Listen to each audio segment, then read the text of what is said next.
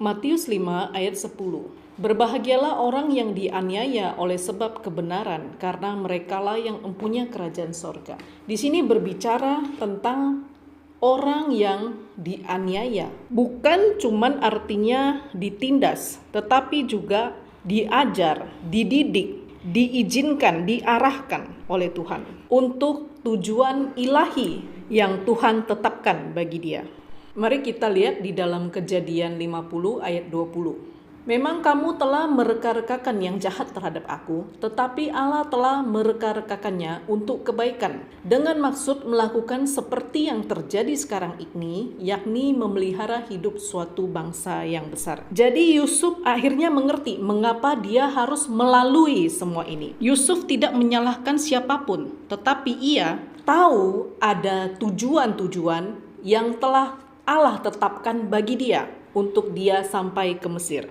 Bukan untuk mencelakakannya, tetapi demi kebaikan banyak orang.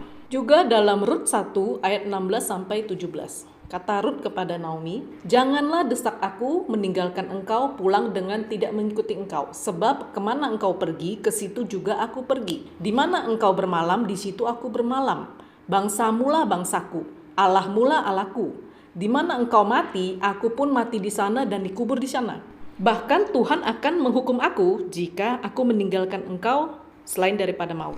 Beginilah Rut mengasihi Naomi. Bahkan ketika Naomi tidak lagi memiliki harapan apapun, Rut tetap mau setia, merawat, dan berbelas kasihan kepada Naomi. Walaupun terlihat seperti sia-sia dan sebuah kebodohan, Rut rela berkorban dan melakukan apa yang bukan kewajibannya lagi.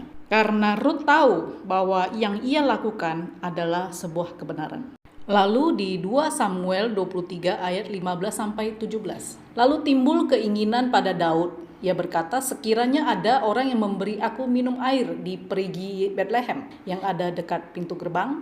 Lalu ketiga pahlawannya itu menerobos orang Filistin. Mereka menimba air di perigi Bethlehem. Kemudian mereka mengangkatnya dan membawanya kepada Daud. Tetapi Daud tidak mau meminumnya, melainkan ia mempersembahkannya sebagai curahan kepada Tuhan. Dia berkata, "Jauhlah daripadaku untuk berbuat demikian. Bukankah darah orang-orang yang telah pergi dengan mempertaruhkan nyawanya?"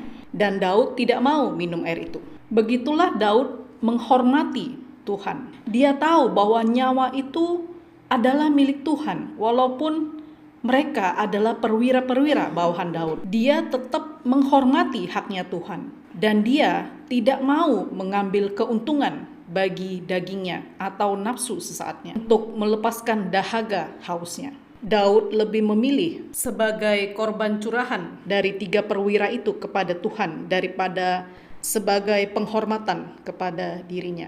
Dalam Lukas 21 ayat 1-4. Ketika Yesus mengangkat mukanya, dia melihat orang-orang kaya memasukkan persembahan mereka ke dalam peti persembahan. Juga seorang janda miskin memasukkan 2 peser ke dalam peti itu. Lalu Yesus berkata, "Aku berkata kepadamu, sesungguhnya janda miskin ini memberi lebih banyak daripada semua orang itu.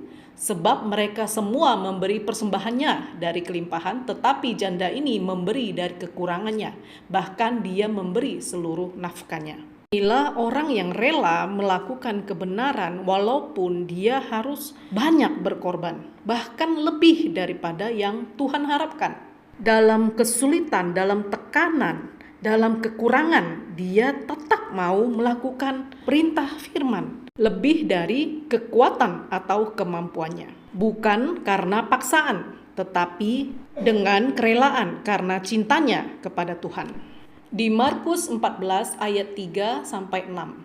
Ketika Yesus di Betania, di rumah Simon si kusta, dia sedang duduk makan. Lalu datang seorang perempuan membawa suatu buli-buli pualam berisi minyak narwastu murni yang mahal harganya. Setelah dipecahkannya, dicurahkannya minyak itu ke atas kepala Yesus. Orang yang melihatnya menjadi gusar dan berkata, "Untuk apa pemborosan minyak narwastu ini? Sebab minyak ini dapat dijual 300 dinar, lebih daripada uangnya dapat diberikan kepada orang miskin." Lalu mereka marah kepada perempuan itu.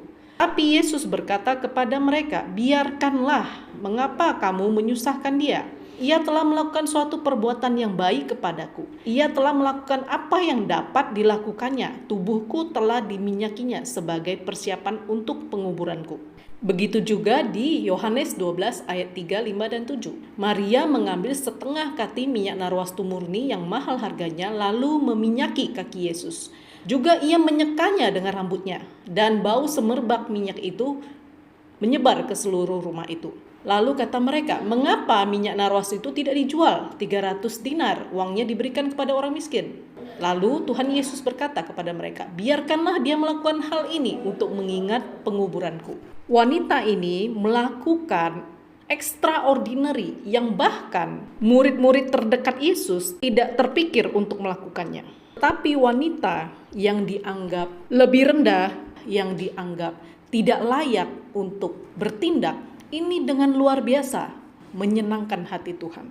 Inilah orang-orang yang rela memberi kepada Tuhan karena cintanya, di mana tidak semua orang melakukan hal yang demikian. Dalam Kisah Para Rasul 9 ayat 15-18, firman Tuhan datang kepada Ananias. Kata Tuhan kepadanya, pergilah, sebab orang ini, Paulus, adalah alat pilihan bagiku untuk memberitakan namaku kepada bangsa-bangsa lain, serta raja-raja dan orang-orang Israel. Aku sendiri akan menunjukkan kepadanya betapa banyak penderitaan yang harus ia tanggung oleh karena namaku. Lalu pergilah Ananias ke situ, masuk ke rumah itu. Dia menumpangkan tangannya ke atas Saulus. Katanya, Saulus saudaraku, Tuhan Yesus telah menampakkan diri kepadamu di jalan yang engkau lalui, dan telah menyuruh aku kepadamu supaya engkau dapat melihat lagi dan penuh dengan Roh Kudus. Seketika juga dia tidak buta lagi dan dia lalu dibaptis. Perhatikan, Tuhan berkata tentang betapa banyaknya derita yang ia akan tanggung oleh karena namaku. Inilah sebuah panggilan, tugas ilahi yang telah ditetapkan bagi Paulus. Dalam Yohanes 21 ayat 18, Yesus berkata kepada Petrus, sesungguhnya ketika engkau masih muda, engkau akan mengikat pinggangmu sendiri dan engkau akan berjalan kemana saja yang kau kehendaki. Tetapi jika engkau sudah menjadi tua, engkau akan mengulurkan tanganmu dan orang lain akan mengikat engkau dan membawa engkau ke tempat yang tidak kau ketahui. Hal ini dikatakan Yesus kepada Petrus untuk mengatakan bagaimana ia akan mati dan memuliakan Allah. Jadi dianiaya oleh sebab kebenaran juga adalah sebuah panggilan. Oleh karena tugas-tugas itu, kita akan mengalami banyak penolakan dan penganiayaan. Bahkan Yesus sendiri pun mengalami hal ini. Di Matius 26 ayat 39, Yesus sujud dan berdoa, katanya, ya Bapa, jikalau sekiranya mungkin, biarlah cawan ini lalu daripadaku, tetapi jangan seperti yang ku kehendaki, melainkan seperti yang Engkau kehendaki. Lalu ayat 42 juga ia berdoa untuk kedua kalinya. Bapakku, jika cawan ini tidak mungkin lalu, kecuali apabila aku meminumnya, jadilah kehendakmu. Jadi, Yesus tahu bahwa penganiayaan yang harus ia lalui itu memang sebuah tanggung jawabnya yang harus dilaluinya oleh karena tugas ilahi yang memang sudah ditetapkan baginya. Sama juga seperti para rasul-rasul. Dalam Matius 11 ayat 30, Yesus berkata, sebab kuk yang kupasang itu enak dan bebanku pun ringan. Jadi kita seharusnya tidak merasa terbeban, tetapi kita ada kerelaan, ada sukacita. Karena kita tahu kita itu sedang melakukan kehendak Bapa. Kalau ada sesuatu atau orang-orang yang berbuat jahat kepada kita, kita tidak perlu merasa bersalah atau berduka karena kita menjalankan misi dari Allah.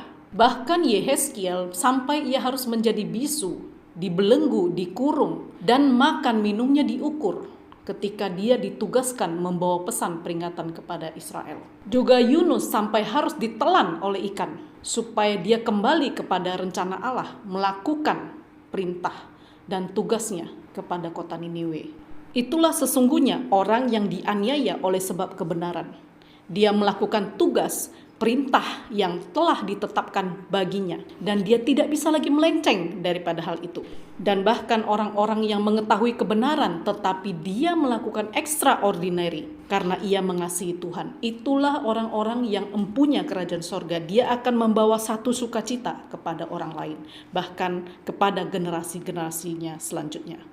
Diberkatilah kita para mempelai Kristus. In Jesus name, haleluya, amin.